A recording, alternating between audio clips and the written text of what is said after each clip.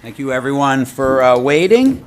Welcome to our first meeting of April, and I know it's April Fool's Day, but we are here and we're all business. So we're going to get going now. Madam Clerk, will you please read the adequate notice of compliance statement? Adequate notice of this meeting has been provided by the City Clerk's office in preparation of the Council annual meeting notice dated December 16, 2024, which was properly distributed and posted per statutory requirements. Please be advised that fire exits are to my right, your left, and at the back of the room. The city has a listening system to assist the hearing impaired. If anyone needs hearing assistance, please obtain the system at the dais and return it thereafter. Thank you very much. Roll call, please. Mr. Boyer. Present. Ms. Hamlet. Here. Ms. Kelmanson. Here. Mr. Pulowski. Here. Mr. Smallwood. Ms. Toth. Here. President McTiernan. Present. All right, at this time, I'd like to call on Reverend Harrell to lead us in the Pledge of Allegiance.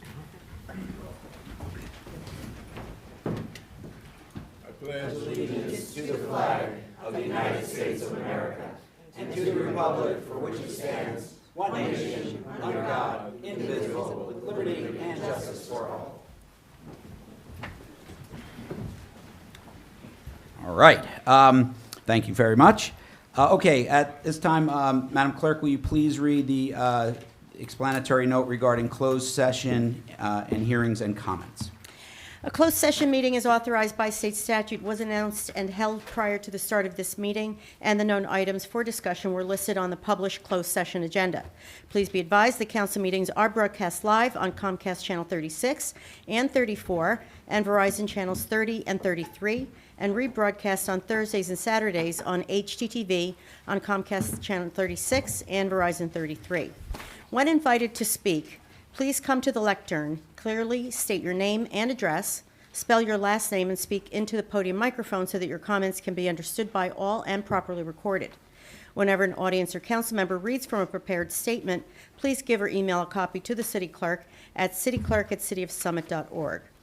To help facilitate an orderly meeting and to permit all to be heard, speakers shall limit their comments to 3 minutes. Unless you are using an electronic device to follow the meeting agenda or need it for professional emergency contact purposes, please turn it off. Thank you. Thank you very much. All right, we're at our report section of our meeting. As always, Madam Mayor, do you have a report for us this evening? Thank you, Council President. I actually have a lot to say. I'm sorry. I'll try to be quick. Good evening, everyone. First, be sure to join us on April 10th from 3 to 5 p.m. at our brand new fire station for the first ever Summit Showcase. This is a fun and family-friendly event celebrating Local Government Week, where we'll bring together residents and our staff to share information, distribute fun swag, and showcase some cool vehicles. We'll have something for all ages, and there will be Summit wristbands, custom coloring sheets, and much more to give away. We're excited, and we hope we see you there. I also want to take a moment to express my pride in the work that the Board of School Estimates has done this year, which includes Council members Delia Hamlet and Kevin Smallwood, as well as myself. We worked closely with the Summit School Administration to reduce the proposed school budget increase from almost 9% down to just under 4%. This was no easy task, but by encouraging them to find efficiencies and cost-sharing measures, we were able to ensure a fiscally responsible budget for our taxpayers while still supporting important projects like the new Jefferson School playground and maintaining crucial programs for our students. This is a challenging budget season for schools across the country, and I'm proud of the collaborative effort that went into this. Going forward, we plan to work even more closely together throughout the year to streamline the budget process from the outset.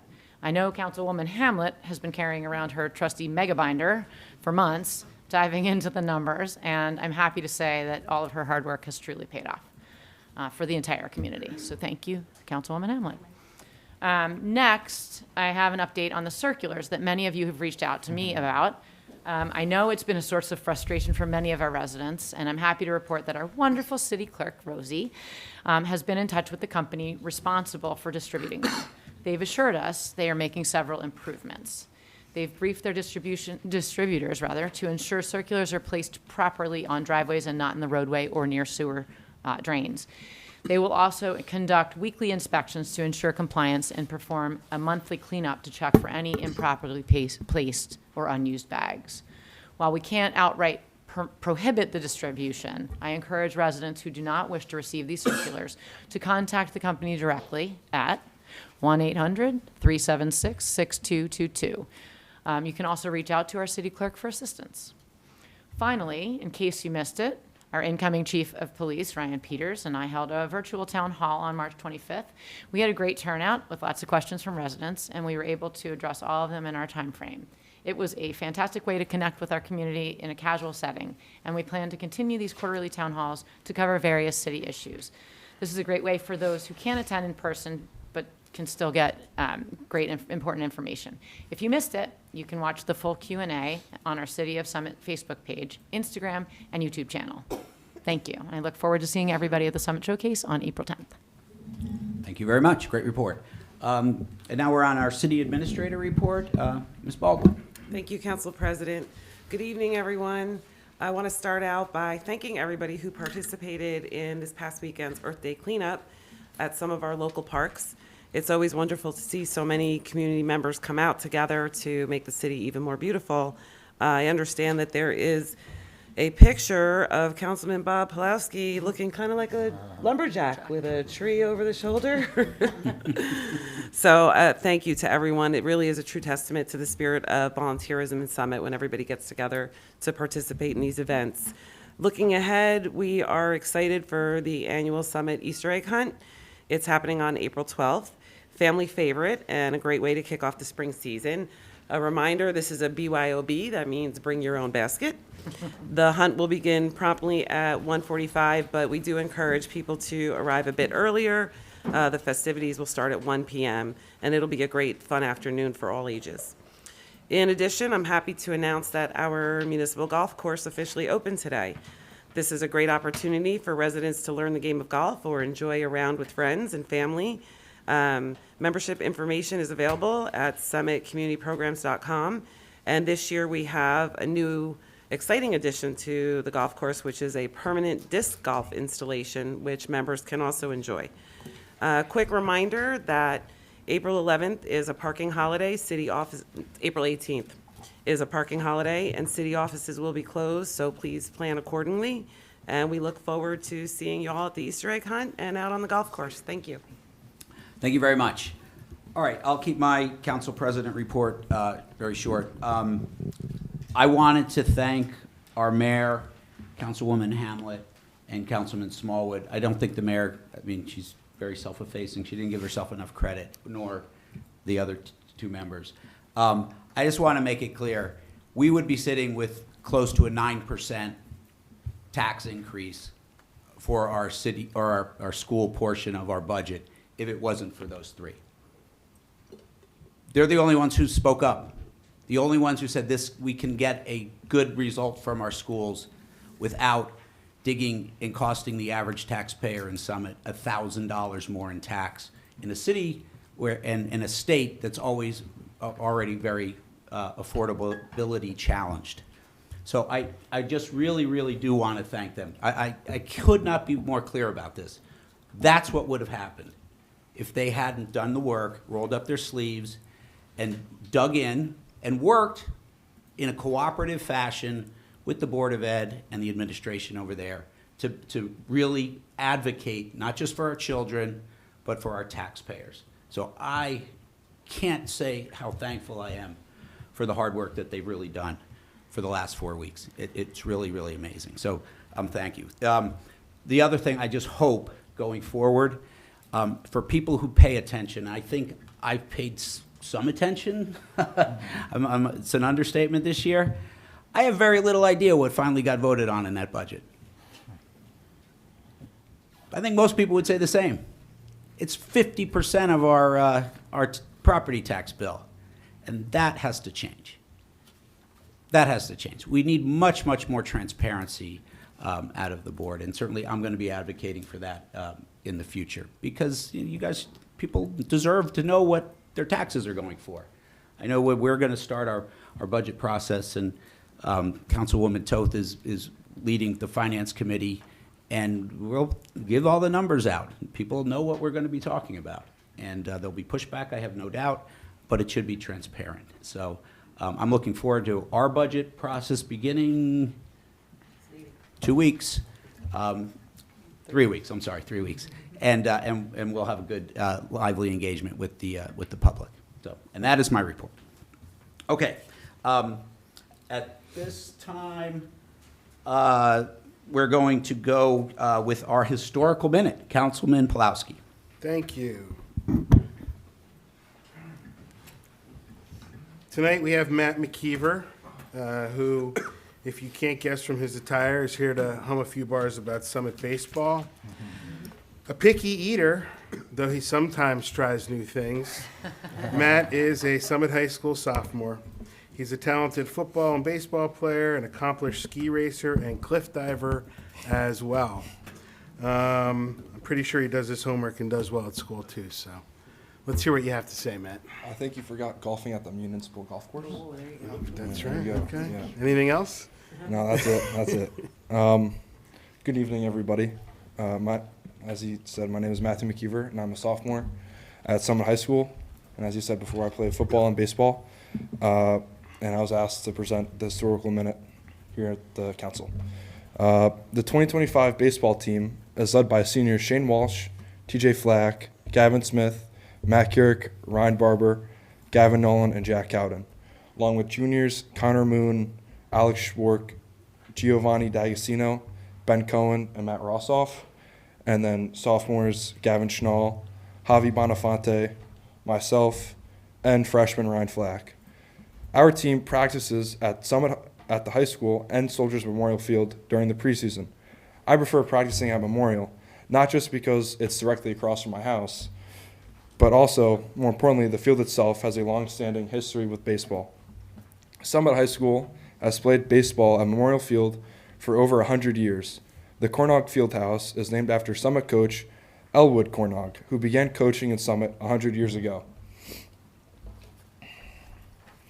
Legendary players Willie Wilson, Arthur Vivian, and Robert Bryden spent time on Memorial Field.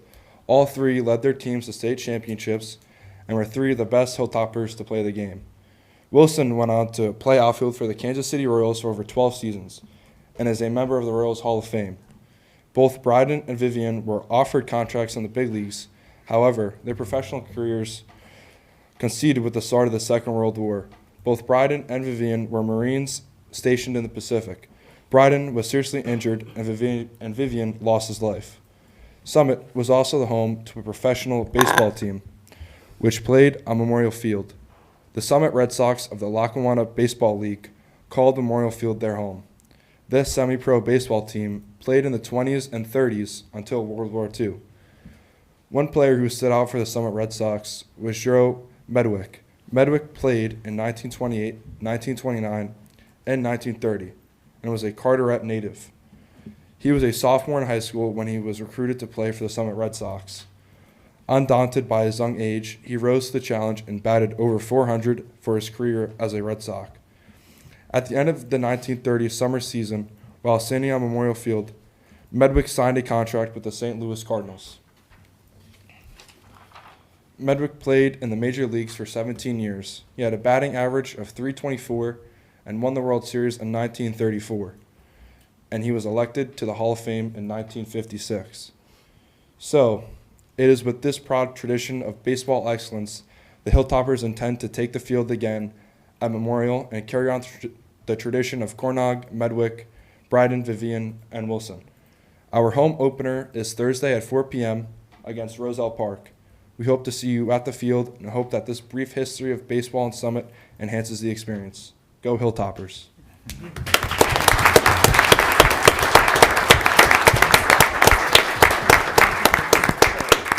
Thank you, Matt. I hope Summit gets a few of those torpedo bats in their lineup. Could I get his report? Oh, if you have a written report, can you please either email it or hand it to the clerk? Thank you. Thank you, guys. All right, we are now to our ordinance for introductions. I just want to say, I know there's a lot of people here.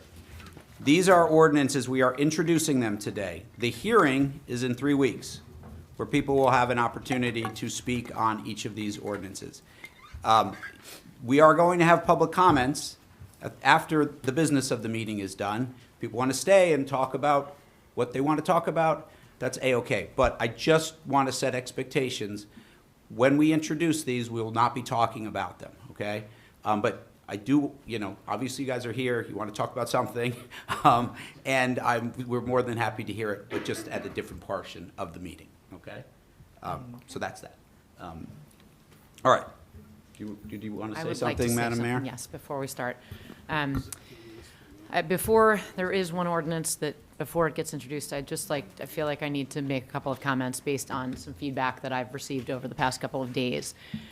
First, I want to apologize to my mayor's homelessness task force for the whiff of not giving the task force a heads up on the sleeping and camping outside ordinance that is being introduced this evening. Sorry, my voice is not good today. In hindsight, I should have, and so my apologies for all of you who have worked so tirelessly to house 20 individuals in the last 9 months. It's been an incredible effort, and so sorry about that. I hope you can forgive me. It was definitely an oversight. Second, I do want to be clear that the timing of this agenda item has nothing to do with the ending of the Warm Hearts Day program. It is... Joke's on me, it's April Fool's Day. I don't know. It was really unfortunate timing, a really unfortunate coincidence that those are sort of coinciding. It was certainly not the intention. And lastly, the hearing will be on, it'll be 3 weeks. It'll be on the 22nd. Somebody, I think, asked me if there's a chance that we can move the hearing, but once the hearing date has been announced, we cannot by law.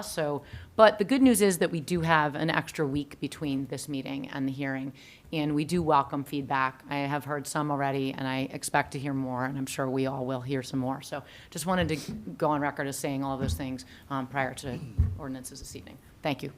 Thank you, Madam Mayor. All right. So we've got a couple of ordinances for introduction. Madam Clerk, will you please read the finance ordinance for introduction, please? Yes. ID number 11876, bond ordinance providing for the acquisition of a portion of property, parentheses 402 Broad Street, in and by the City of Summit, County of Union, New Jersey, appropriating $210,000 therefore, and authorizing issuance of $200,000 in bonds or notes of the city for financing such appropriation. Thank you very much. Councilwoman Toth. Thank you, Council President. This ordinance will allow the city to purchase the so-called finger lot on Broad Street between the former firehouse and the Chestnut Street parking lot. And acquiring this final piece of that larger property allows the city to sell it to a developer so it can see its highest and best use. And specifically, this ordinance allows the city to spend up to $210,000, which includes the professional and transaction fees associated with the purchase. City puts down 5% and therefore can issue a bond for up to $200,000. I move to introduce this ordinance. I will second it. Thank you. Okay. Roll call, please. Mr. Boyer? Aye. Ms. Hamlet? Aye. Ms. Calmanson? Aye. Mr. Pawlowski? Aye. Ms. Toth? Aye. President McTiernan? Aye. Motion carries. All right. Madam Clerk, will you please read the first safety and health ordinance for introduction? ID number 11870, an ordinance amending and supplementing the Code of the City of Summit, Chapter 3, Police Regulations, to add new sections 3-17 entitled Skateboards, Scooters, and Other Non-Motorized Personal Transportation Devices, and 3-18 entitled Electric Personal Transportation Vehicles. Thank you very much. Councilman Boyer. Thank you, Council President. I think people have been waiting for this one. This is ordinance ID number 11870, regulation of personal transportation devices, and is intended to enhance pedestrian safety in Summit by establishing clear rules for the use of personal transportation devices in our community. It prohibits electric bicycles and scooters from being operated on sidewalks and pedestrian pathways throughout the city, ensuring these high-speed devices are used only on designated roadways. Additionally, it bans the use of bicycles, skateboards, and other non-motorized devices on sidewalks within the downtown district And if you look in the packet, it states out what the streets are. A high-traffic area where pedestrian safety is our top priority. Outside of downtown, non-motorized devices are still permitted on sidewalks, but riders must slow down and yield to pedestrians at all times. This ordinance promotes responsible use of devices while protecting the shared use of sidewalks and public spaces. I move to open this ordinance for a final hearing. Second. All right, roll call, please. Mr. Boyer? Aye. Ms. Hamlet? Aye. Sorry. Ms. Kaminson? Aye. Mr. Pulowski? Aye. Ms. Toth? Aye. President McTiernan? Aye. Motion carries. All right, Madam Clerk, will you please read the second safety and health ordinance for introduction? ID number 11880, an ordinance amending Chapter 3, Police Regulations of the Code of the City of Summit to revise Section 3-16 entitled Resident Protection. Thank you so much. Councilman Boyer. Once again, thank you, Council President. This is ordinance 11880, which updates and strengthens our city's police regulations, reinforcing our efforts to protect residents from growing threats of property crime, vehicle theft, and home evasions. Specifically, it prohibits the unauthorized presence on private property while possessing devices capable of cloning key fob signals, detecting key fobs inside vehicles or homes, or jamming Wi-Fi signals that could disable alarm systems or emergency communication. It also expands the definition of suspicious activity, such as peering into vehicles or attempting to access private structures, and clarifies penalties for violations. I respectfully request to move this ordinance for a final hearing. Second. For introduction. For introduction, sorry. Do I have a second? Second. All right, roll call, please. Mr. Boyer? Aye. Ms. Hamlet? Aye. Ms. Kaminson? Aye. Mr. Pulowski? Aye. Ms. Toth? Aye. President McTiernan? Aye. Motion carries. All right, last safety and health ordinance for introduction. Could you please read it for us, Madam Clerk? ID number 11871, an ordinance amending Chapter 3 Police Regulations of the Code of the City of Summit to add a new section 3-19 entitled Camping or Sleeping on Public Property. Thank you. Councilman Boyer. Once again, thank you, Council President. This is ordinance ID number 11871. This ordinance adds a new section to 319 to the city's police regulations, establishing clear rules that prohibit sleeping or camping in public spaces such as sidewalks, parks, streets, benches, and other public areas. The purpose is to preserve the safe and accessible use of public property for all residents, pedestrians, and businesses. This ordinance addresses the growing concerns about obstructions and public nuisances caused by encampments while ensuring our shared spaces remain clean, safe, and welcoming for the community. I move this ordinance for introduction. Second. All right, roll call, please. Excuse me, Council President. Although there is no hearing this evening, you've traditionally allowed council members to speak when an ordinance is introduced, and I would like to speak. Okay, I have traditionally not done that, but I will allow Well, you to speak. You certainly, you Yes. have on Okay, multiple yes. occasions this year. Well, if you're requesting to speak, Councilwoman Toth, I'm more than happy to allow you to speak. Thank you so much, Council President. I oppose the introduction of this ordinance. After 2 years of significant progress on reducing homelessness in Summit, capped by our receiving national recognition at the recent National Alliance to End Homelessness Conference in Los Angeles, this moves us in the wrong direction. Morristown recently was ready to move forward on a similar ordinance, and after community backlash, it pulled the ordinance and elected instead to follow the model that Summit established. That model has drastically reduced the number of unhoused and has improved public safety. We should not go backwards now. Members of a number of organizations working on solving homelessness, knowing they could not speak, have chosen to show up tonight to witness their disapproval of this ordinance. It includes members of Family Promise, both nationally for Union County, Monarch Housing, Bridges, SHIP, and Grace. For these and many other reasons, I oppose the introduction of this ordinance. Thank you. Thank Council you. President? Are you going to oppose it Absolute- as well? Absolutely. I'm gonna make a comment since Councilwoman Toth had made a comment, so. Hold on. Only This fair is not fair. we're just introducing it. Absolutely. You are in favor of introducing it. You've already said your piece. We can talk about this at the hearing, okay? Council President, I think it's only fair that if Councilwoman Toth was able to make a speech to everyone, right? I'm introducing this ordinance. I think it's only fair that I comment. I actually was going to say something, but out of respect to this council, I didn't. But since Councilwoman Toth did, I think it's only fair to address the public as well. Can you allow me that, please? Council President? I'd like to hear Councilman Ward. Sir. You're out of order. Thank you, Council You President. may speak. I appreciate that. In some sense, we have two different ideas, right? To me, they're both compassionate, but they're simply just different ideas. On one hand, you have a group who want to help the homeless or the unhoused, as some would say, while they're homeless.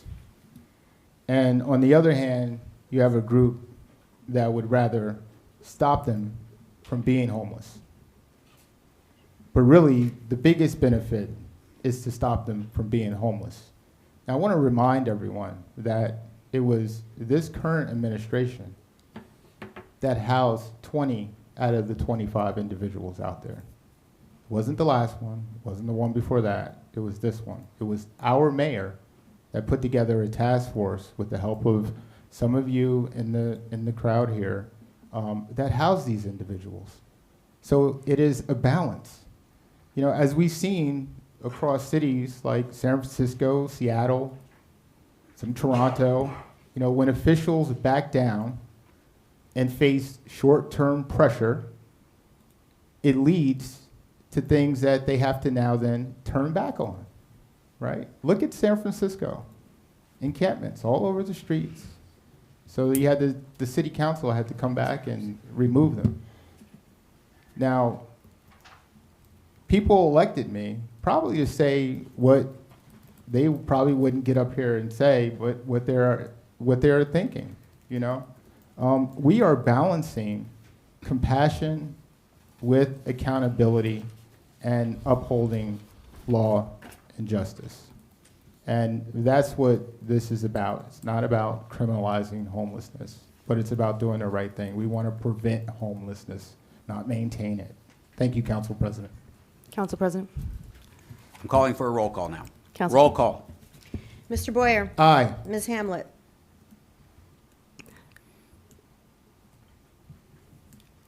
I have a question about procedure. Can I ask a question about procedure, Council President? Yes? Mr. Giacobbe, Yes. are comments allowed from the council during an introduction or not? If the chair permits it, And the only reason I ask is because I actually had a comment about the electric vehicle one, and I'm just curious what the, typically, this is an introduction.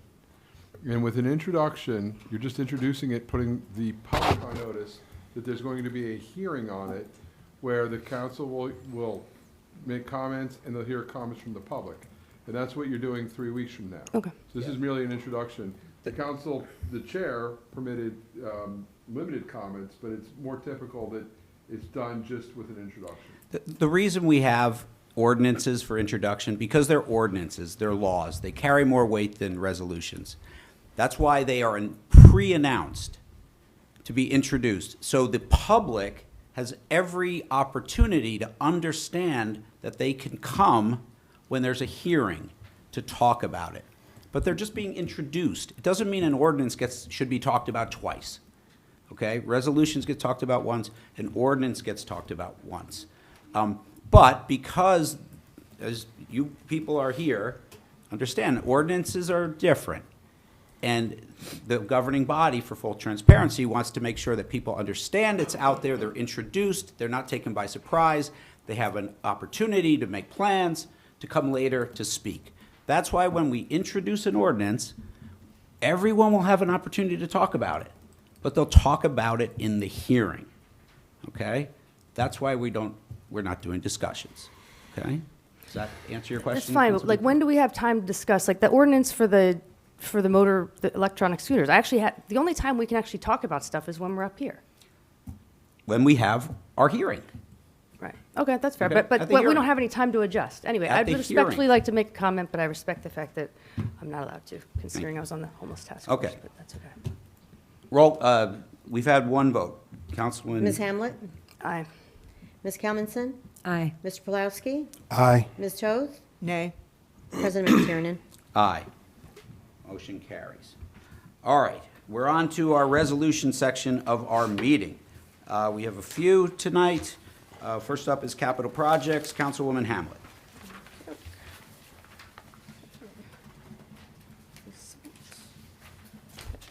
Thank you, Council President. This is ID 11806, establishing 2025 fees for operating and maintaining the sanitary sewer system.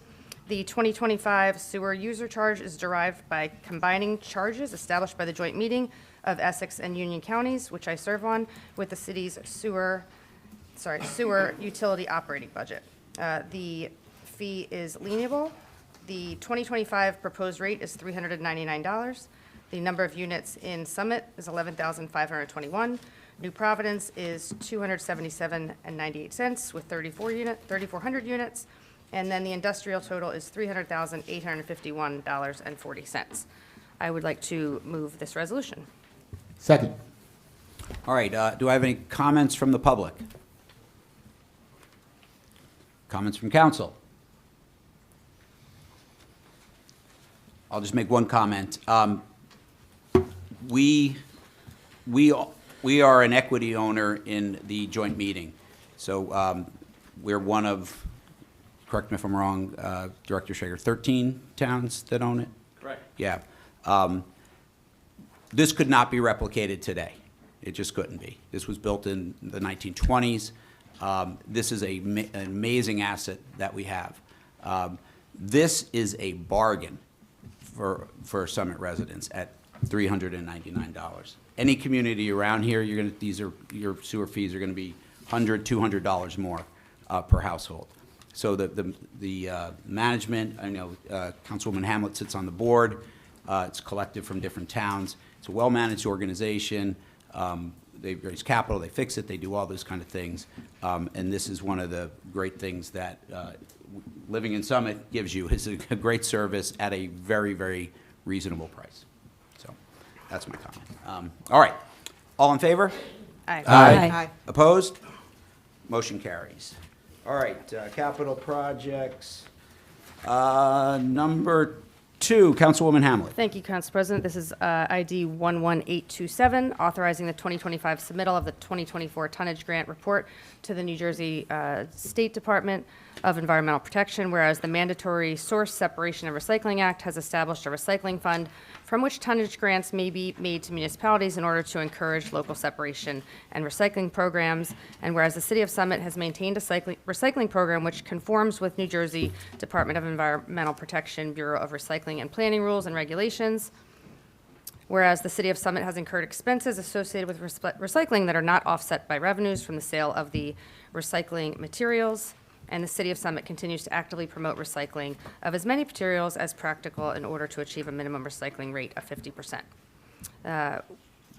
Now therefore be it resolved that the City of Summit Common Council endorses a submission of the recyclage tonnage report for 2024 to the New Jersey DEP, and this will result in a tonnage grant for 2025. I'd like to move this resolution. Second. Do I have comments from the public? Comments from council? All right, all in favor? Aye. Opposed? Motion carries. Capital projects number 3, Councilwoman Hamlet. Thank you, Council President. This is ID 11879. Before I begin, Rosie, I'd like to mention there's a Scribner's error in packet page 31. There were no bids received. In the memo, it says a loan bid was received. If we could just mark that down. Is that correct, Mr. Schrager? For you, Council President. Yes, it's correct. Later in the memo, it says there was no Yeah. bids, but we kind of rushed this one on, so I missed that. That's on me, but there were no bids. So again, this is 11879, whereas no bids were received by the purchasing agent for the 2025 microsurfacing project on March 25th, Whereas the Department of Community Services requests permission to re-advertise for the 2025 microsurfacing project Type A. I would like to move this resolution. Second. Comments from the public? Comments from council? All in favor? Aye. Opposed? Motion carries. All right, moving right along to community programs and parking services. Number 1, Councilman Pulowski.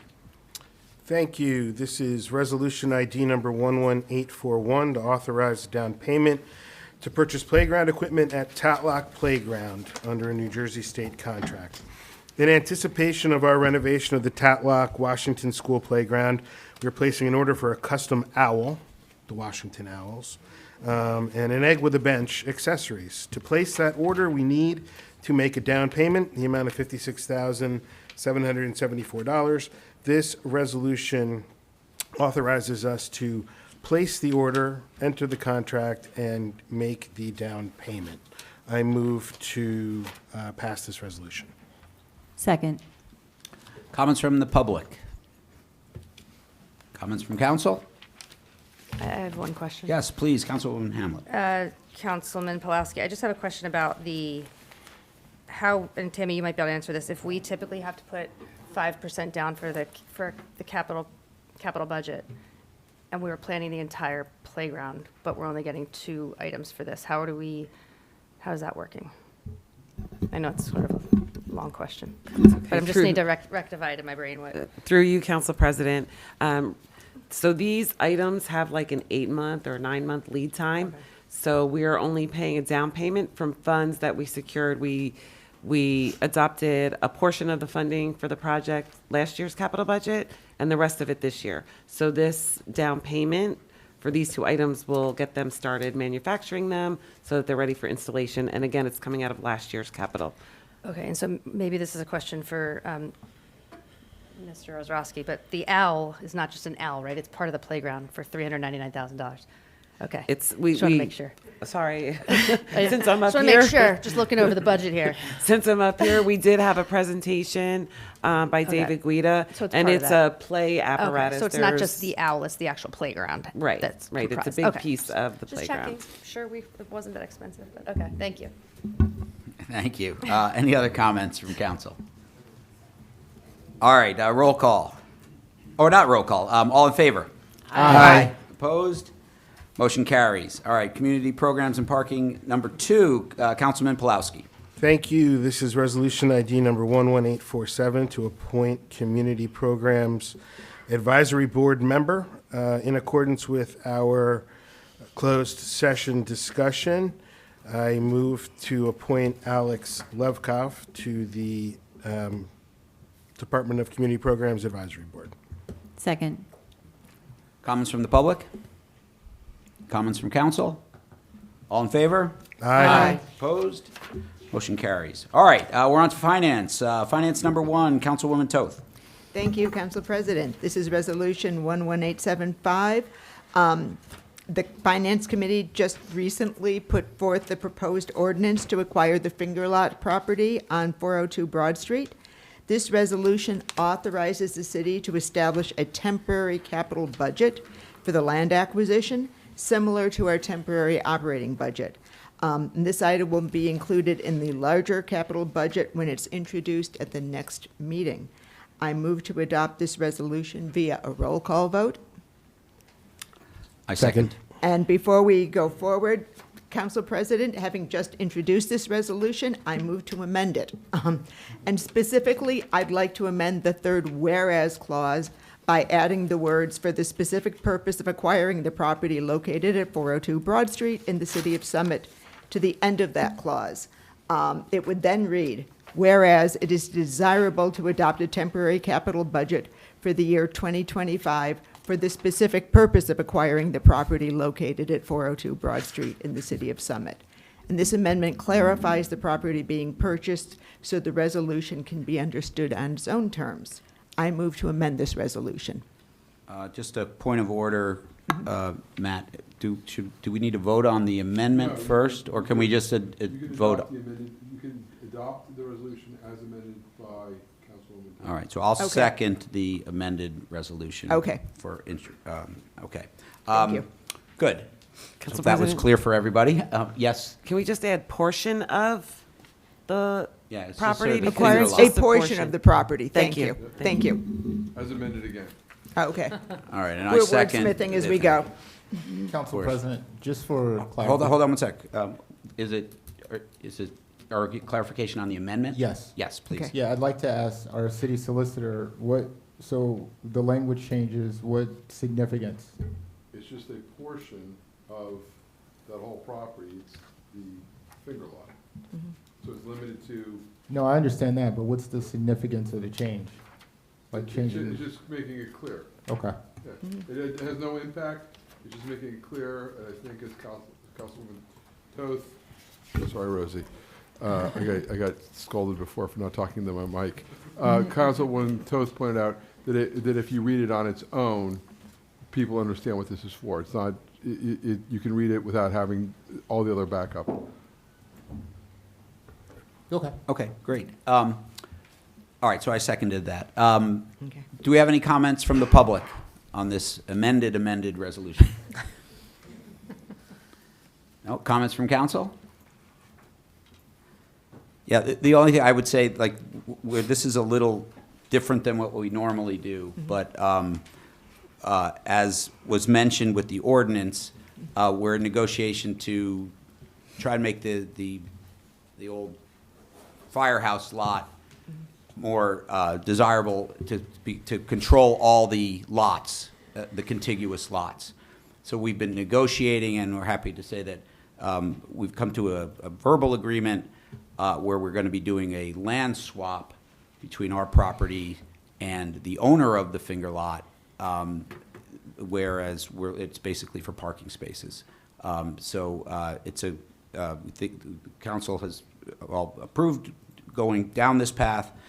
We have to pay for part of it because we're getting more land than we're giving up, I think is kind of the long and the short of it. That's exactly right. Yeah, so with that, unless there are no other comments, Okay. all right, roll call, please. Mr. Boyer? Aye. Ms. Hamlet? Aye. Ms. Kalmanson? Aye. Mr. Pulaski? Aye. Ms. Toth? Aye. President McTiernan? Aye. Motion carries. Okay. Finance number 2, Councilwoman Toth. Thank you. This is Resolution ID 11864, and this is our routine, non-emergency resolution authorizing emergency temporary appropriations to the temporary operating budget. And by now, we can probably all recite this one together.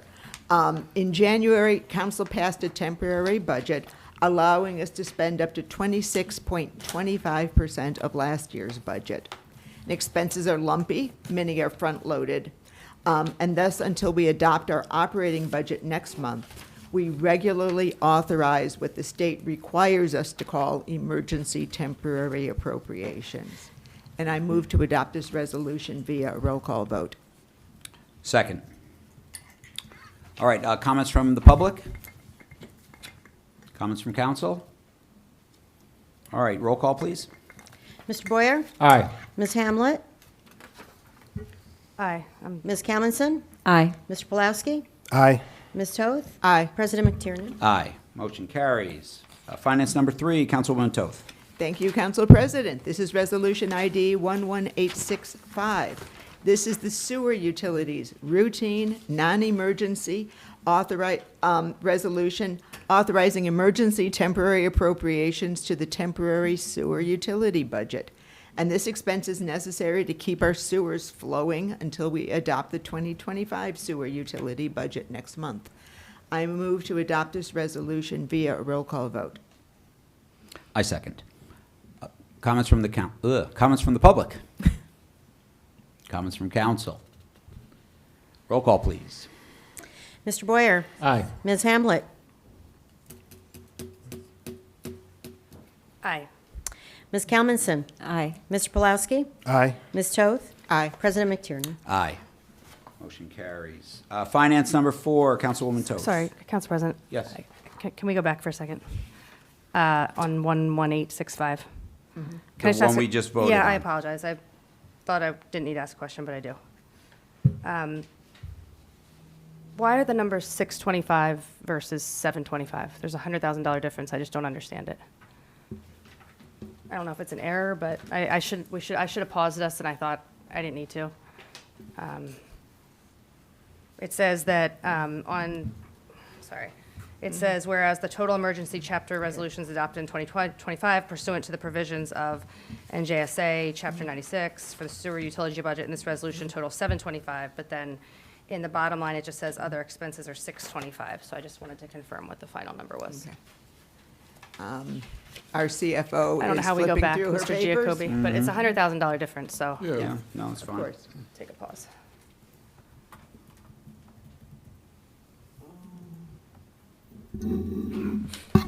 Through you, Council President, I believe that I was trying to put 725 as a total, so it's 625 in the joint meeting and 100,000 in the other OE. But that would make the total 725 for the temporary budget. And I missed that in the total. What's the other OE? Other operating expenses, aside from the Okay. joint meeting payment, which So we is that pay typically quarterly. broken up into two? Yes. Okay, So so we're- that makes sense then. So what we should do then is just do another roll call, amend, we Okay. should Sorry, amend this Tammy. to be I apologize. 725, Right, my fault. yes. and then we'll revote it. Okay. Sorry, that's my fault. Thank you for that No, catch. not your fault. Thank you, Councilwoman Hamlet. Okay. All right, so I have a motion to amend the, I'm this so moved. resolution. Okay. Second. All right, roll call on the amended resolution? Mr. Boyer? Aye. Ms. Hamlet? Aye. Ms. Kelmanson? Aye. Mr. Pulowski? Aye. Ms. Toth? Aye. President McTiernan? Aye. Motion carries. The amended carries. Thank you, Councilwoman Hamlet.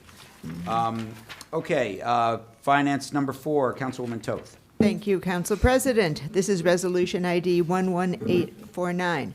At its reorganization meeting, Council passed a resolution authorizing Police Chief Stephen Zagorski to write checks for up to $200 at a time from the city's petty cash account. Chief Zagorski is retiring, and effective May 1, Chief Ryan Peters will head our police department. This resolution transfers Chief Zagorski's check-writing authority to Chief Peters. I move to adopt this resolution. Second. Comments from the public? Comments from council? Councilwoman Hamlet. I'm not sure if it matters, just a recommendation to add Chief Peters' name on the resolution ID. I'm not sure if I'm seeing the right one. I'm thinking this may just be the note, Rosie, or the memo. I'm sorry. Yeah, we had pointed out there was a typo Oh, in the okay, memo. perfect. Got it. Yeah. Sorry, I missed that. Yep. So it says Andrew Bartolotti. Yeah. Oh, Okay. yeah, that's the memo. Okay. Yep. Other comments? All in favor? Aye. Opposed? Motion carries. Finance number 5, Councilwoman Toth. Thank you, Council President. This is Resolution ID 11878. The city's qualified purchasing agent plays a critical role in our finances. It's it's the person who makes sure we can buy things and award city contracts. Our qualified purchasing agent, Natasha Matisek, is on temporary leave. And while she's away, our recently hired assistant treasurer, Ann Stusnick, will serve as the qualified purchasing agent. Ms. Stusnick has the credentials to act in that capacity. I move to adopt this resolution. Second. Comments from the public? Comments from council? All in favor? Opposed? Motion carries. All right, moving along. Safety and Health Resolution number 1, Councilman Boyer. Thank you, Council President. This is Resolution ID number 11820. I am happy but sad to announce that Captain Michael Schreiber has put in for retirement, and that his effective date of retirement will be June 1st, 2025. So this resolution is respectfully requesting to declare 4 vacancies for captain, lieutenant, sergeant, and police officer. I move this for adoption. Second. Comments from the public? Comments from council? All in favor? Aye. Aye. Sorry. All right. There will be other times I can talk about how wonderful he is. Yes. All right. Safety and Health, number 2, Councilman Boyer. Thank you once again, Council President. This is Resolution ID 11835, which authorizes the Summit Police Department to apply for federal funding through fiscal year 2026 New Jersey Division of Highway Traffic Safety State and Community Highway Safety Grant Program. This grant supports initiatives aimed at improving traffic and pedestrian safety, including enforcement against distracted and aggressive driving, impaired driving, and enhanced protection for pedestrians, bicyclists, and other vulnerable roadway users. Given Summit's weekday congestion and consistently high volume of pedestrian traffic, this funding would directly support targeted enforcement and education efforts designed to enhance pedestrian safety. I move this resolution for adoption. Second. Comments from the public? Comments from council? All in favor? Aye. Opposed? Motion carries. Safety and Health, number 3, Councilman Boyer. Thank you, Council President. This is Resolution ID number 11846, which accepts a generous $5,000 donation from the Summit Elks Lodge number 1246 in support of the Summit Police Department's DARE program. This program, which is taught in all 5 of Summit's public elementary schools, plays an important role in educating our youth about drug resistance, responsible decision-making, and building trust between students and law enforcement. The Elks Lodge's continued support is a testament to their commitment to our community, wellness, and youth engagement. I move this resolution for adoption. Second. Comments from the public? Comments from council? I would say is thank the Elks Lodge for their generous donation, and I know Officer Katiga does a fantastic job with our DARE program. It's just my kids went through it through the middle school. I think it's memorable for them. They do a great job, and it's one of the many ways our police department does community outreach, and it's a really, really good one with a super, super great purpose.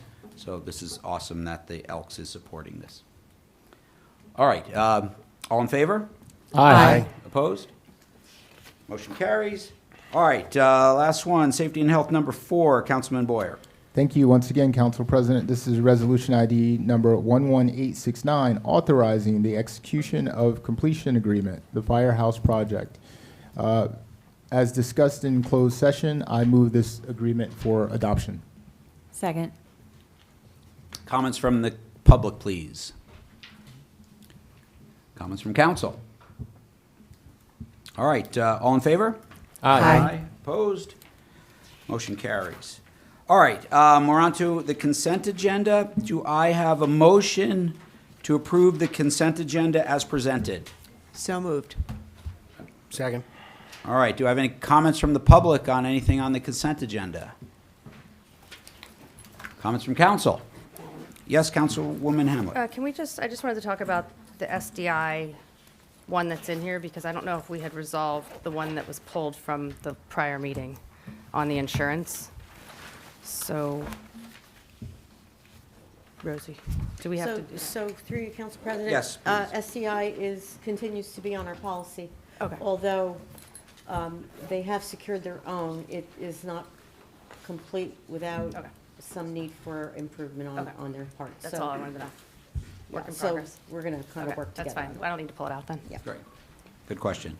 Other comments from council on the consent agenda? All right, all in favor? Aye. Opposed? All right, the consent agenda passes. Okay, that is done with the business portion of our meeting. We are on to our public comment section of our meeting. I would just ask people, if they would like to make a public comment, please approach the dais, give your name, your address, and please, just to help everyone comment, please limit your comments to 3 minutes or under. Thank you. And items that are not on the agenda. Oh, and these are for items not on, that have been spoken about on the agenda. Thank you. Good evening, Mayor Fagan, Council President McTurnan, members of the council. My name is Richard Uniacke. I serve as the president of Bridges Outreach, and we are located at 120 Morris Avenue in Summit. I really wanted to share tonight how proud I've been of the work that's being done in Summit, the formation of the mayor's task force to solve homelessness in Summit, the data-driven housing-first approach, and our ability to bring in DCA to help facilitate a rapid rehousing sprint. We've been doing all the things right. With the mayor's leadership, we were able to convene key stakeholders, we established a by-name list, and there has been consistent weekly case collaboration. When we began, the by-name list had 35 names on it. And since then, through rapid rehousing, homelessness prevention, all the acronyms, and diversion, we've made huge progress. Diversion, by the way, I feel I should clarify, is also known by its full name as shelter diversion. It's a process by which we use flexible funding in order to prevent a household from needing a shelter placement. Diversion is not just sending someone somewhere else unless we're connecting them by way of a warm handoff to supports at that other location. During this time, we have also prevented homelessness for 7 households right here in Summit. Homelessness is on the rise in New Jersey, and evictions are the primary driver. The fastest growing trend happens to be single moms facing homelessness. Our outreach teams must remain vigilant, and our case managers must remain creative. To be clear, our aim at Bridges is to pivot to a stance much more focused on homelessness prevention in Summit, and I believe that to be possible in the short term. I believe there is a solution which affirms the rights of all involved, and I would encourage you all to reach out to the Office of Government Services or Office of Homelessness Prevention to pursue such a path. Thanks very much. Thank you. Just as a general statement, if you're reading from a prepared comment, could you either email it to the clerk, or if you have a hard copy, just hand it to her, and then we'll make sure it gets into the public record. Thank you. Excuse me, Tom Zieber, 768 Springfield Ave, apartment A3.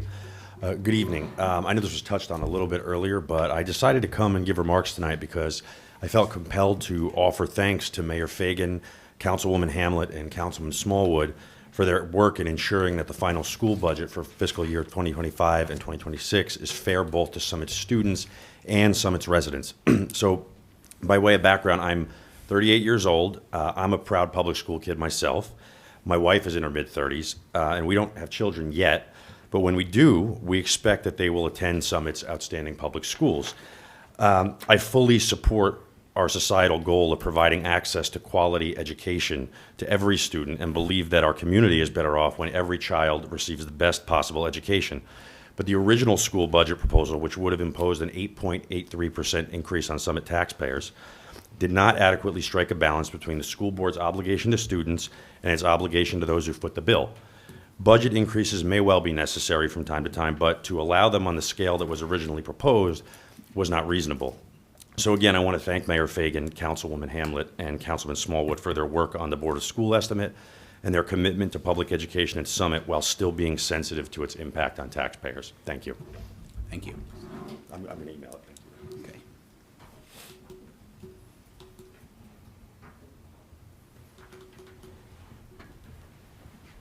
Good evening. Adriana Alarcon, Springfield Avenue, ALARCON. Commenting to address the urgent situation with Saltbrook, no surprise. I never knew what we always refer to as the stream that ran behind my house was called Saltbrook, until I had to do so much research and work around it. Fun fact, Saltbrook got its name when the locals dumped their salt into the brook to keep it out of the hands of advancing British soldiers during the American Revolutionary War. Wonder what the DEP would have said about that. Councilman Pawlowski, you can put that in your back pocket for a historical minute down the line. Maybe you can come in and give one. I do want to take a moment to thank Mayor Fagan, council members Hamlet, Pawlowski, and Boyer, and CFO Tammy Baldwin for visiting my property on March 21st with county representatives and Congressman Tom Keene Jr. I appreciate you taking the time to assess this situation firsthand. And I hope that Congressman Keene's support will be the final piece to the puzzle and we can finally get the problem resolved. The land loss is accelerating with every rainfall and I'm in desperate need of help. The drainage system is overwhelmed by overdevelopment, leading to unsustainable runoff into Saltbrook. What was once a gentle brook now transforms into an aggressive river during rainfall. The broken county pipe needs immediate repair, and the entire length of the stream requires reevaluation to address the increased runoff from recent construction. But that's only part of it. Upstream developments and alterations over the years, both sanctioned by the town and those that weren't, negatively impacted downstream areas like mine through effects such as altered flow patterns, increased sediment movement directly leading to bank destabilization and collapse.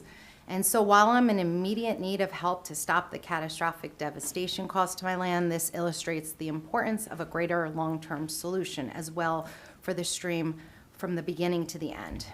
I'm so grateful this mayor and the council is willing to uphold those fiduciary duties that were neglected by predecessors, because so many of you have observed the situation is worsening rapidly. Clear that one more rainstorm could lead to the loss of the little that's left of my backyard. Your prompt attention to this matter is essential. I've passed along contact information for 2 companies who have reached out and are capable and willing to provide temporary mitigation now and possibly wider range solutions in the future. I really hope that the town teams together with other government officials to solve the larger problem as well. This grave issue affects the entire community along Sawbrook, making it a shared problem. Thank you for your time. Thank you. Want to hand your statement to the clerk? She already emailed it Oh, to me. perfect. Thank you so much. Okay, other comments? No?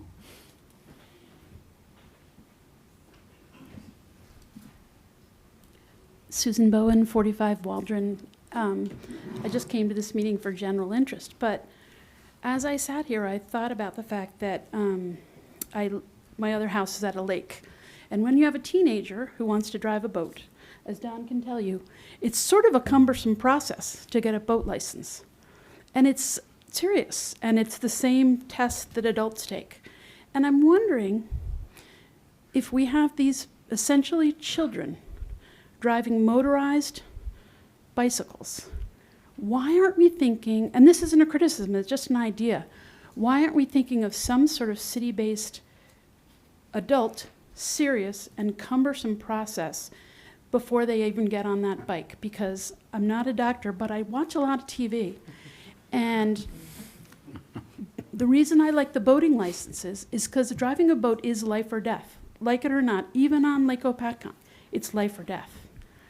Driving one of these little bikes is life or death, or maybe even more complicated. It's a lifelong injury. It's a TBI. And I'm just sort of thinking, maybe we should be thinking about it. Just an idea. That's all. Thank you.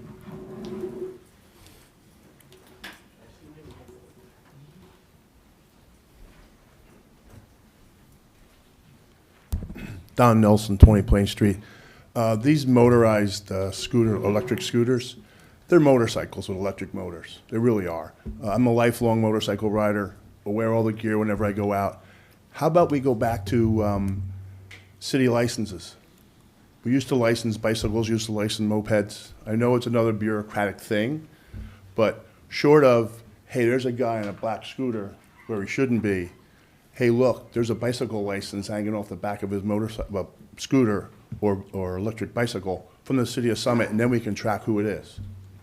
I have my mom's moped from 1974 because she used to see me ride all the time, and then she got a moped to keep up with us, but they were way too slow.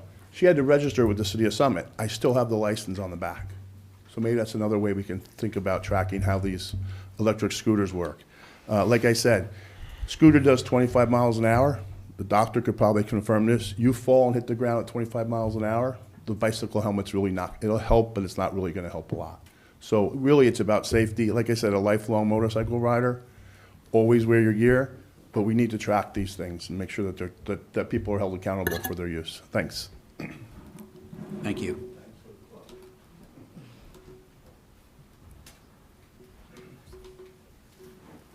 Good evening. John Bolger, originally Summit resident from 2006 to 2011, and recently moved back in 2017, where my family and I live on 3 Colony Drive. In the early morning of February 10th at approximately 4 a.m., our home was invaded by 3 perpetrators. Please note that our home and cars were fully locked when the perpetrators broke and smashed the window on our heavy front door and reached through the broken window to unlock both the deadbolt and the lock on the door handle. Again, the cars were locked in the driveway and the key fobs were stored in the kitchen. The perpetrators were very strategic and purposeful with their plan. I had actually been up overnight working out of the back of the house and was awake when the intrusion took place. So I immediately went to investigate the loud crashing noise inside the house. I naively thought it might have just been a picture frame that fell. I was absolutely startled and shocked as I looked down the stairs to see 2 men in gray hoodies and masks on standing in the house. One was opening up the front door and manning the door. The other one was holding a flashlight and ransacking our dining room. It was a very surreal moment. I yelled immediately for the perpetrators to exit the house, but surprisingly, they continued to ransack the house. So I yelled again that I had actually called the police, and at this point, when they were still being stubborn, I actually started to come down the stairs.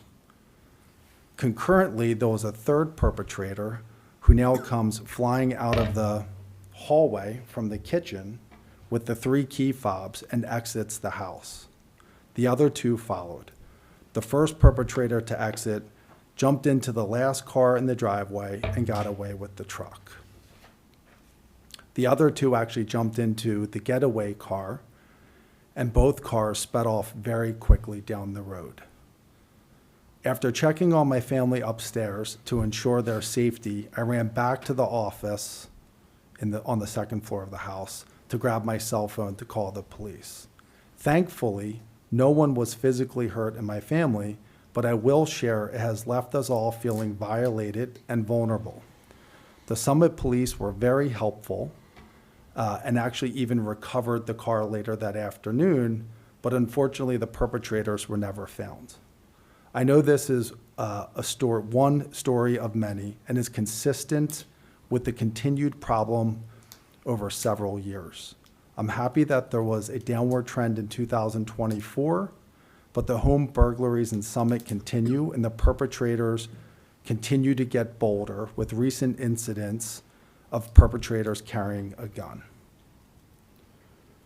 I am encouraged that Summit has implemented strategies to reduce these aggressive acts, but I think we need to keep doing more. We need more reform to disincentivize potential criminals. In addition, I think we need to continue to John, could support you the wrap it Summit up, Police please? Department with additional resources across technology and personnel. I know we've done license plate readers and drones, but technology is not enough. I think we also need additional officers to patrol more. In summary, we can do everything right, lock our houses and cars, but we can still be victims. Everyone deserves peace of mind to know that their families are safe. I wanted to share this story so that we can strategize to prevent additional home invasions and hopefully prevent catastrophic outcomes from this point forward. Thank you. Thank you for your time. May I have your statement, sir? Just drop your statement. I'll send it. I made changes. Thank you.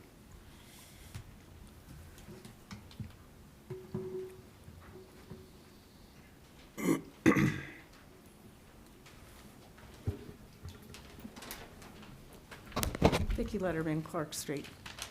This is not about zoning. As of this evening, the Wilson Park neighborhood petition has 217 verified signatures.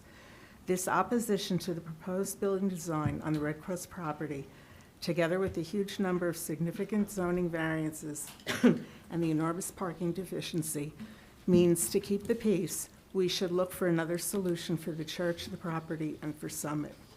At the March 17th zoning board meeting, the minister, Robin Tanner, said there were 300 members in the congregation, while the website says there are 450, which is a 50% more, plus another 150 children. She also said around 60 members live in Summit. Assuming that that's also not a distortion, then only 13% of the adults are Summit residents, excuse me, and 87% live elsewhere. There's no reason the church couldn't be built in one of the 50 other communities with more space the website claims the members come from. It's time to think outside the variances. I propose the church sell and Summit buy the Red Cross and Sotheby Waldron properties for fair market price so the church can be built on a bigger piece of property in a better location.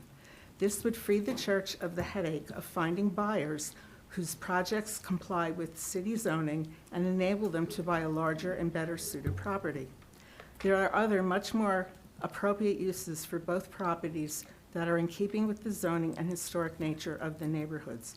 Part of the Sotheby's Waldron property can be converted into permanent housing for our honorary mayor, Andy Anderson, and the other Our House clients. The Waldron site can be converted into a mix of affordable workforce and market-rate condos while preserving the historic architecture of the building's exterior and entry hallway, which most builders would surely destroy. One of the things I love most about Summit is we take care of our own. I can just about guarantee that Summit residents would donate generously to help the city buy both properties for Our House and other charitable needs if they are priced fairly. This is a win-win for everyone. The congregation gets fair price for the properties without the realtor's fees or headache of finding an acceptable buyer. They get to build their dream church on a more suited property that doesn't require variances and has enough parking space. And Summit gains a permanent home for its deserving residents in addition to more suitable housing. No one loses, and we keep Andy here, home in Summit, where he belongs. Let's do this. Thank you.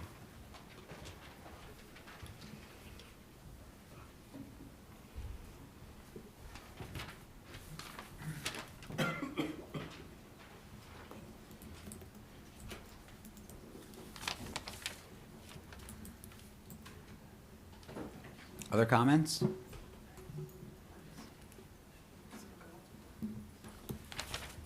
Hi, I have a couple statements. I'm going to try to make this quick. I want to thank the Board of Ed School of Estimate. I really appreciate all the hard work. I'd also like to talk about the upcoming master plan and the transparency. I talked about it at the Board of School Estimate and, Dory Gagnon, sorry, 27 Bedford. The transparency, I have no idea what was on the budget. Like Mayor Fagan said, I have no idea what was cut. The only thing I do know that was supposed to be on the budget was a dance instructor because they put a dance studio. I have no idea if it was cut. I haven't looked at what the final budget was. But I do want to say is that the master plan's coming up, and I'd like to have some idea of what we want in this town, long-term goals. I was talking to a fellow resident today at Tatlock, and I said, Tatlock had such potential. And I know Mayor Fagan and I used to coach lacrosse, and we had such grand ideas of what Tatlock could be or what it could have been years ago. And over the long-term goals of all of our playgrounds and stuff, and people want. I think we need to think as a city, our goals. And so as we look forward to our master plan, we need to think of our goals as a town and sit down with our community members, maybe have a town hall and say, what are our goals going to be for the next 10, 15, 20 years? The other thing I want to touch on is the homelessness in this town. And I know everyone's here, and we all have opinions. And I really appreciate the homelessness task force. However, there's an experience that happened with me over the last several years, and not many people are aware of it. A couple years ago, my husband spoke at a meeting that I had an altercation with somebody. That was a couple years ago. And my son had an altercation at work in town. A homeless man came up and asked for food. He said, I don't have the authority to give you free food. His boss was not there at the time. And the man said, if I had my gun on me, I would shoot you. Now, I want everybody to take that in who's behind me. My son is underage.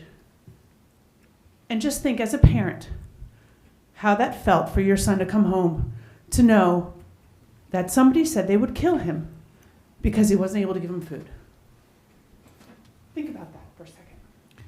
I also want you to know, I lost a brother to gun violence Ms. Gagnon, Okay. just address the council, please. So to have a son come home and say that somebody would kill him because he couldn't give him food is traumatizing. This homeless man is not well. He needs mental health. He's addicted to drugs. He's one of the few that does not want to get help in town. Now, Mr. Boyer had his daughter had a problem in town, an altercation, and a knife was pulled on his daughter a couple weeks ago. Another homeless man does not want to get help. So I understand where everyone's coming from. We want to help people. Please, let's understand there's some people that don't want help, but we need to figure out a way to get those people help before our children are hurt. So I want everybody to understand where some of us are coming from. Thank you. Thank you very much.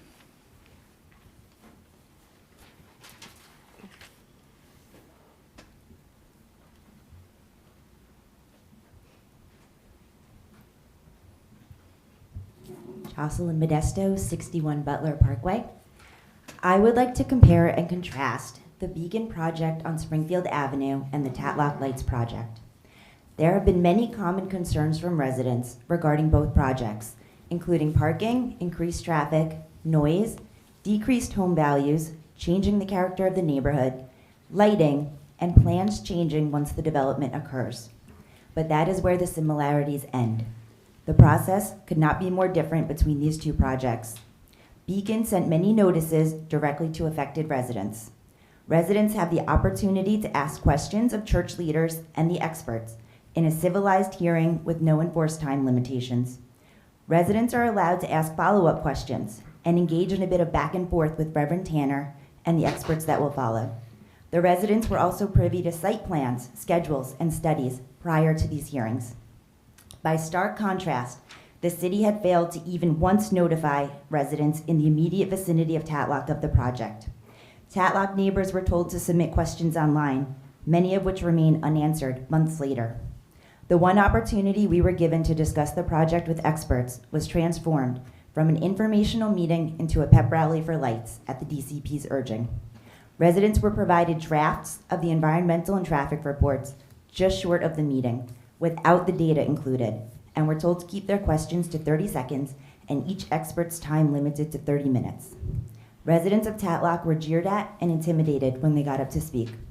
The studies themselves were so flawed that they never would have held up under any real scrutiny, so perhaps that is why the meeting was formatted to be chaotic and ambiguous.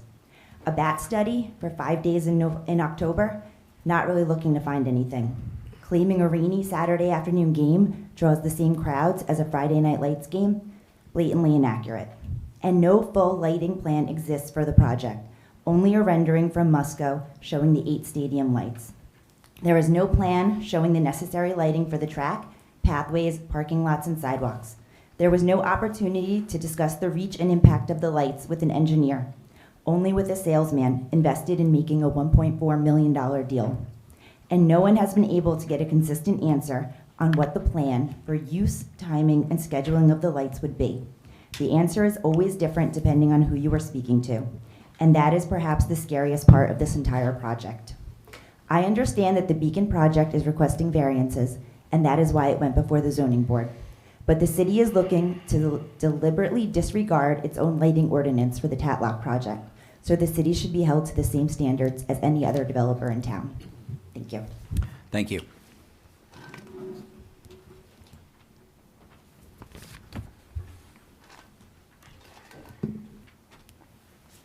Other public comments?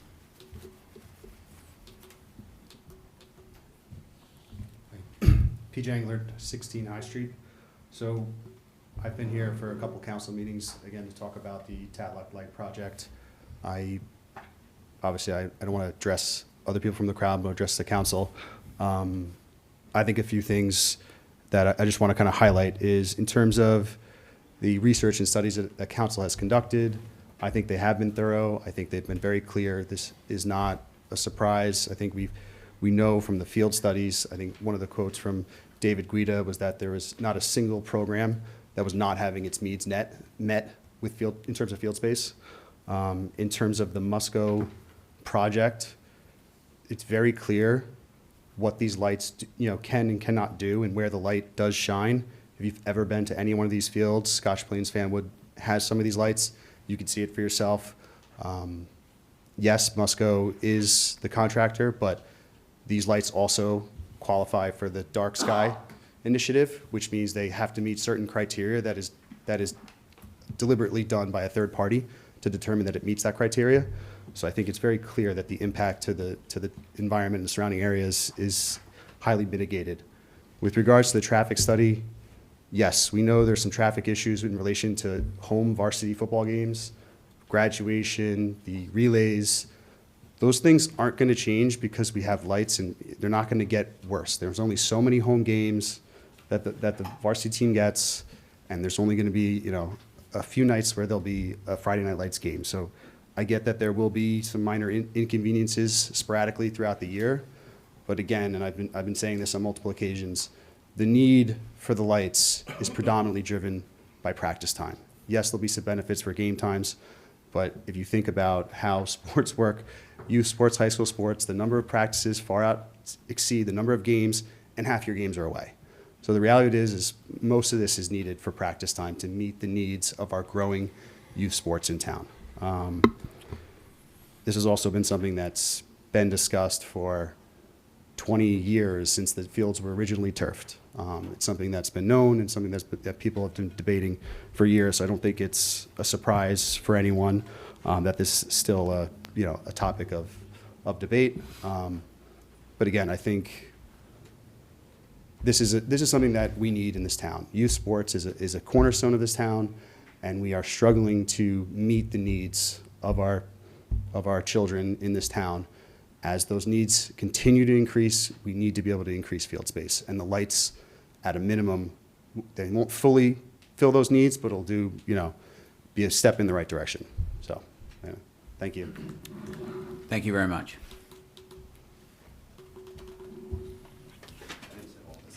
Okay, thank you. Other members of the public wish to make a comment? Okay, I'm going to close public comments. We'll move on to council member comments and new business. Who would like to go first? Councilwoman Hamlet. Thank you, Council President. I guess I have a couple of updates. The electric scooters, I tend to agree with Ms. Bowen. I think we should take a closer look at that. I see these kids going all day long on these scooters. I almost hit one the other day because it came literally right next to my car. So I think it's a good start, but I do think we should try to take another look. I don't have really any great ideas on it, but might be an opportunity to take another look. It is very, very dangerous. In regarding to the Board of School estimate, I just want to thank Matt Giacobbe. We have a veteran lawyer who represents a lot of boards of ed. The job of the School Board estimate is to hold, not only work with the school board and the administration, but to hold them to task and to truly advocate for your taxpayer dollars. And I'm proud of the work we accomplished. And in fact, I appreciate a lot of residents who reached out and taught us a lot about the process, as it was our first time. And so thank you, Matt, for your guidance. Matt was the taxpayer bully that week behind the scenes, and you did a great job, so thank you. Regarding the ordinance tonight, it wasn't too long ago that Rich and I were high-fiving in LA at the Homeless Task Force conference, and we have had a lot of successes with the Homeless Task Force. What I will say is, a year ago, I would say we were battling about this ordinance, right, Bob? I was a little hesitant to do the ordinance. And I think Mike Callahan from DCA said to me, he said, why don't you guys give yourselves a year, 14 months, and really make some progress? And we did. And so we're sitting out in LA, and we're doing a presentation, and I'm speaking to the audience, mostly who is not too many Republicans in the audience, but we're all sharing successes on how we've worked together in a bipartisan fashion for moving along towards eradicating homelessness. And I said, the way we did that in Summit is not only did we involve all the partners in the community, but we put boundaries on the homeless individuals. And it made it a lot better. They actually had a lot of respect for the fact that we put certain boundaries on them. So for instance, we said, we worked with Reverend Tanner at Warm Hearts and Grace, and we said, we don't want to give these folks opportunity in the evening unless they involved themselves in case management. And we made a lot of progress with that. And they started craving case management, and people started getting housed. And it was a true success story.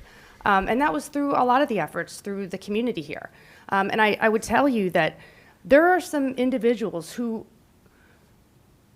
although we're showing them boundaries, they're scaring our children. They're making some of the residents feel safe, and they must be held accountable, whether they're homeless or not. If they're urinating in public, we're not going to tolerate it. If they're brandishing knives, we're not going to tolerate it. But the average homeless individual who's sleeping on the bench, we're going to reach out 5 or 7 times to provide them case management to the point where it's exhausting. And I know that our chief here would certainly do the same thing and advocate for his police officers to do the same thing. There are certain individuals who are choosing to be a nuisance in town and scaring our children. And I think that this ordinance will protect your children, your businesses, and I think it will help keep everyone safe. We've done a great job. All of us should be really proud of ourselves. So I don't think this ordinance, I think it's worth some discussion. I think we should talk to the Homeless Task Force and DCA, and we might have some ideas on how to make it better, but I think that it's a good start. So thank you for all who came to talk about it tonight, but I think we've been able to engage so many people that we haven't been able to engage in years. Maybe it's luck, maybe it's, who knows. But last thing regarding the planning board, I just want to give a quick update. At our last meeting, we talked about by the end of June, we will have to have completed our housing fair share element plan. What that means in terms of timing, we've had our first public input session for the public. We'll have a few more. These are your opportunities to talk to the planning board about things you want changed. If you want the light ordinance to be lower, if certain things for the master plan, we're evaluating our DRO. The planning board is really your opportunity to talk about things like that. The planning board DRO revisions start in the planning board, and then they get passed to the governing body. So I think some good points are made around how capital projects are looked at and Board of Ed projects.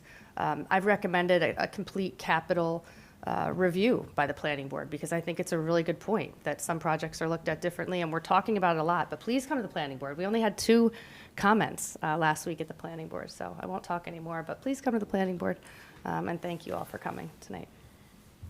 Thank you. Other council member comments?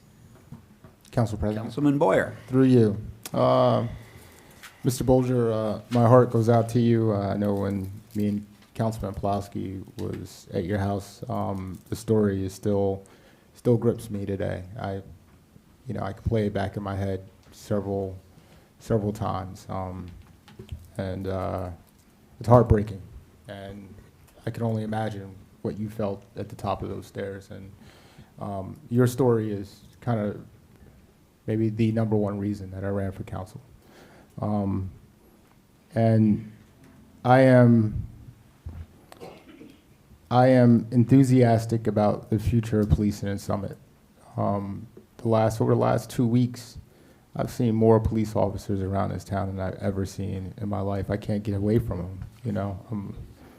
I drive by and I smile and I'm like, Captain Peters, But I do want to commend Captain Peters. I think the police presence in our downtown and other areas has been drastically different. I mean, it is what it is. I think we just need to get you the resources that you need. I mean, going through these interviews with captains and even interviewing you, Chief, I think we know what the police need, right? We just need to get there, and there's some great plans ahead. I'm enthusiastic about it because we need to protect our residents. Secondly, I want to thank Councilwoman Hamlet and Smallwood and the mayor, but more Councilwoman Hamlet because I talk to her a lot because we're in CAPS together. And man, she was in the books, man. The Board of Education, I know it was a partnership to get it lower. I'll be politically correct, but she wasn't letting them get away with that. I mean, every time I talked to her, she had documents that I've never even seen before. I don't even know how she got them. And I got to tell you, I appreciate your tenacity. You know, you did an amazing job. People behind the scenes really don't know how hard that you work. You are a stickler for detail for a lot of different things. I don't even know. Sometimes I'm like, weren't we here? And what are we talking about now? So I appreciate you on that. In terms of the electric scooters, so I don't want people to get the wrong idea. This ordinance was about the outcry of people being hit by them, right? We had serious injuries where pedestrians were ran over by scooters and electric vehicles and different things. And so the outcry for this past year, especially emails to me, was, Councilman Boyer, you need to get them off the sidewalk. We can't walk. I was hit in the traffic circle and whatever, right? And I think this addresses that. This makes our downtown safer for us to walk. It makes pedestrian safety on the sidewalks safer. It addresses that. Now, if you want to make Summit, have a DMV in Summit, you know, we did talk about that, and man, that's a heavy move, right? And what I foresee is once you do something like that, the state would actually catch up and actually make the laws. So all the resources that you put into it will be for naught, right? It just takes some time for the state to catch up. But right now, you know, I'd like for parents to, you know, tell their kids, you know, to wear helmets because the police will stop them, right? Stay off the sidewalks, right? And, you know, keep the speed down. And by the way, I get emails, and I know a lot of the parents. I call them, and I'm like, your son was going faster than the car next to me. You need to talk to little Johnny, right? And that works. So as a community, I know a lot of you know who are riding the bicycles, the electric scooters, let's talk to the parents. I know some of you have glasses of wine with them. Bring it up, you know, like, hey, I seen your kid the other day. He was going like 80 miles an hour. Can we, you know, slow it down a little bit? So I think we should start there. Listen, lastly, homelessness is complicated, man. You know, and I'm not going to get into it. It's complicated. But I don't want any of you to never feel like anyone up here, whether you're for the ordinance or against it, has anything against anybody, has any discriminatory, you know, issues, don't like this or that. I think everybody up here generally loves, you know, people. That's why we're up here. And if you look at our records, we've all done the things to help people, right? So I think keep an open mind about what we're trying to accomplish. I think it's balance. So last but not least, making really good progress with the Summit Housing Authority. I think this is the year that the residents there will finally get what they deserve, what they've been looking for, you know, over a decade. And I'm confident with the new leadership, and we're working hard to do it. Not only do I have family members there, but I have some friends that I've known for most of my life. So I'm uber focused on that. So thank you, Council President. Thank you. Other comments from council? Councilman Pulowski. Thank you. I got a bunch of things on my list here. I'd also like to thank Delia, Kevin, Mayor Fagan, and Matt for the hard and good work that they did with the Board of School Estimates. And, you know, Delia, you see, had a great catch here tonight with one of our resolutions. You know, sometimes I think I'm having a nightmare. I wake up and there are screenshots of numbers. It's like, is this supposed to mean something to me? But I thank you guys for that. And to Council President McTiernan's point about transparency, I had gone to a couple meetings and I spoke to the school board about that. And, we're in a community, right, where everything gets politicized, right? And there were people there in support of the budget when it was at 8.8%, and if you didn't pass it, you don't like the kids. You're against the kids, right? And, obviously that's not true. And there are other people who say you can't raise it at all. If you raise it at all, you're being fiscally irresponsible. And what I asked the school board to do was make the case, right? Make the case for what you need. Show us why this is going up, not just vagaries about, increased insurance and benefits. We know that that's there, but that was a small part of the increase that they were asking for. So I'm hoping that they will make the case, and maybe they can come and give us a presentation like we give, a more detailed one. I don't know if we can make them do that. We can maybe suggest that they do it and hope that they do it. Earth Day was great. It's great to see the community come together to clean things up. But I'll note that the other 364 days a year, I'm hearing about what a mess our city is. And some of us have gone out on other days with bags and cleaned out tree wells and picked up trash in the streets and worked on Martinsbrook Park. So as far as I'm concerned, if you really care, every day is Earth Day. So get out there. It's not just a photo op once a year. In community programs, we're discussing what I'll call a traveling roadshow with regards to bike safety. I'm not sure if they still do it here, but I remember when I was a kid, we would learn all the hand signals, where bikes are supposed to go. If a lot of these kids ever learn that, they are either blatantly ignoring it or they've completely forgotten. Because we're out there, right? And they pull right up next to the cars.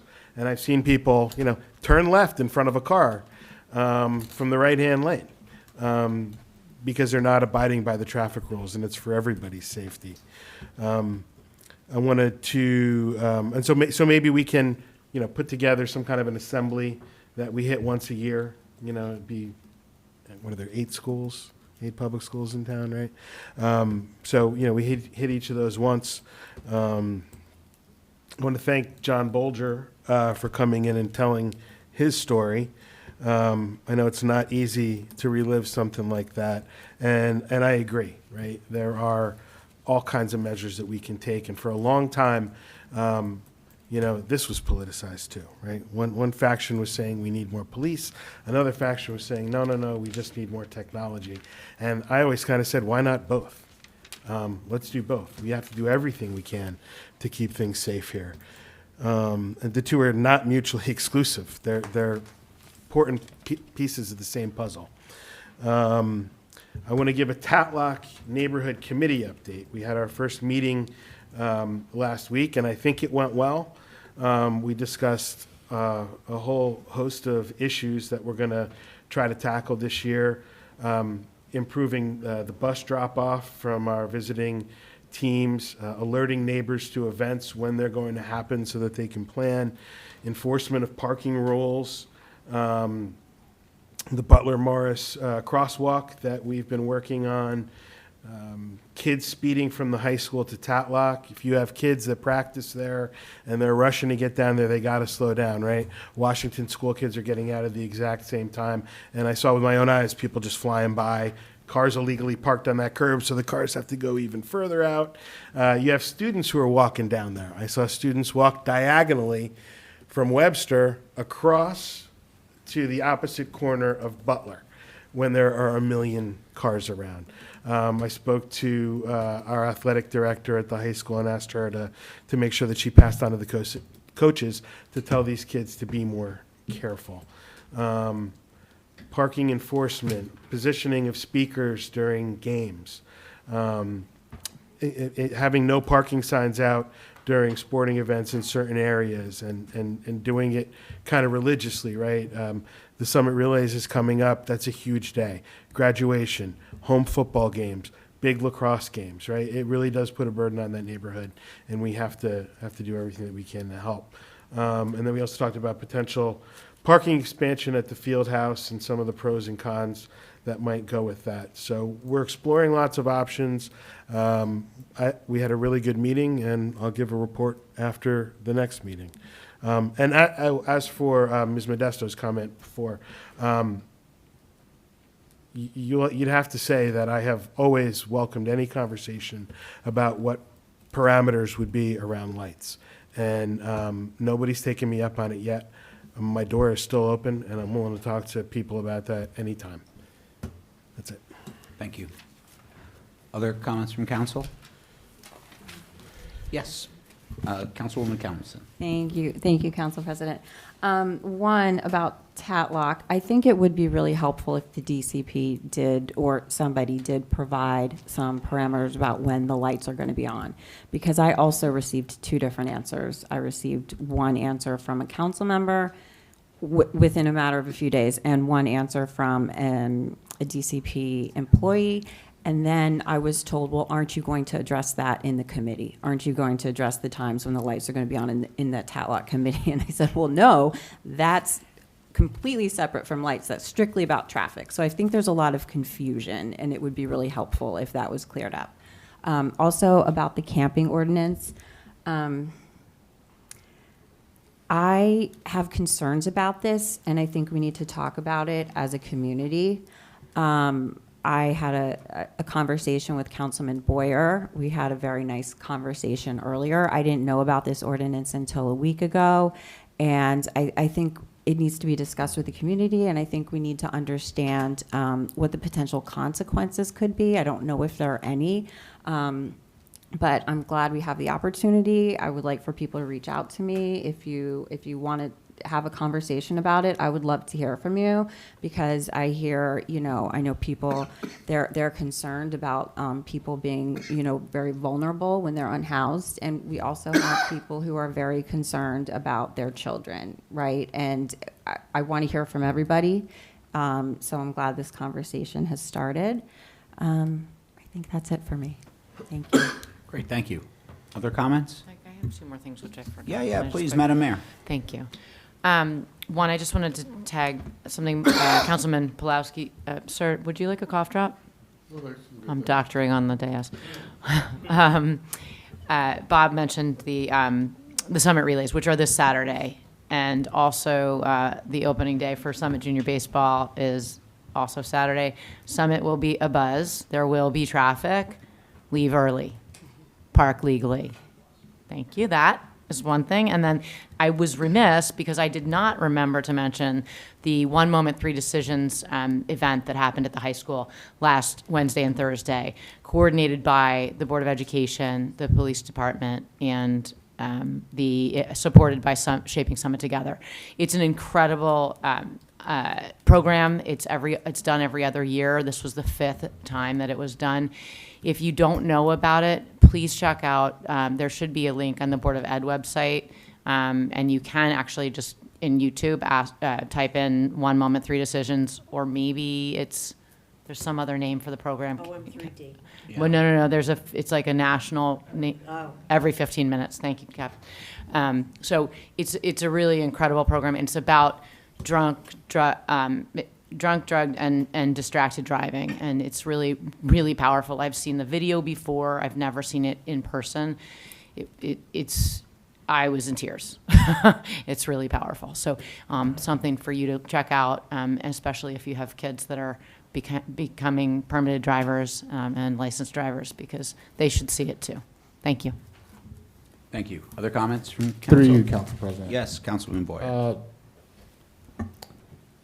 I don't know how I almost forgot this. Chief Zagorski's retirement party will be Tuesday, April 29th at 4 p.m. at City Hall. We want to give the chief the send-off that he deserves after 36 years of service. So I wanted to announce that.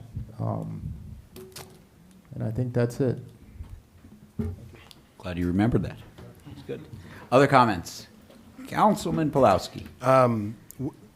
I just said and my wife just texted me that I had too many ums. There it is again. The Tatlock Committee is not about whether to put up lights, but I think if that decision's ever made, the parameters around that absolutely would be open for discussion in that committee. That's it. Other comments? All right, I'll just wrap it up. I want to thank everyone for coming. Hopefully, I would say I would echo what Councilwoman Comments had. I'm not going to talk about the upcoming ordinances. I'm going to talk about those at the hearing, but I am open to grab a coffee with anybody who wants to talk about these things. I'd love to hear different viewpoints and opinions, and I hope people would like to hear mine. So please reach out, and I know most everyone up on this dais feels the same way. Thank you for Mr. Bolger and Ms. Gagnon for sharing their stories tonight. It is something that we all take very, very seriously. And, you know, I said this last meeting, the meeting before, you know, one of the things I believe one of the primary responsibility of government is to keep their citizenry safe. And we do take it very seriously. And we are looking at this as a multi-pronged approach to do that and to give our great police officers the resources that they need. They're incredible, they're professional. You know, we can't change human nature. Crime will happen, but we want to mitigate it to the greatest extent possible that we can. So thank you for sharing your stories. Because we do need to remember, these are our neighbors, people we live with or that we live next to, and we should have amazing amount of empathy for what they've gone through. So thank you for that. And then I would also plug what Councilwoman Hamlet said about the planning board. The master plan is going to be happening. They're going to start kicking off planning for that. You will start to see the creation of committees, subcommittees around what we want Summit to look like for the next 10 years. Okay, so these things happen every 10 years or so. It's going to begin happening soon, so we would welcome input. That's why our city is such a great place to live, is because people care and they volunteer their time and they volunteer their perspective to make it a beautiful place to raise a family and to live. And I had one other thing, but people have been here for a long time, so I'm going to wrap it up with that. So if there are no further council comments, do I have a motion to adjourn? So moved. Second. All in favor? Aye. All right, we are adjourned.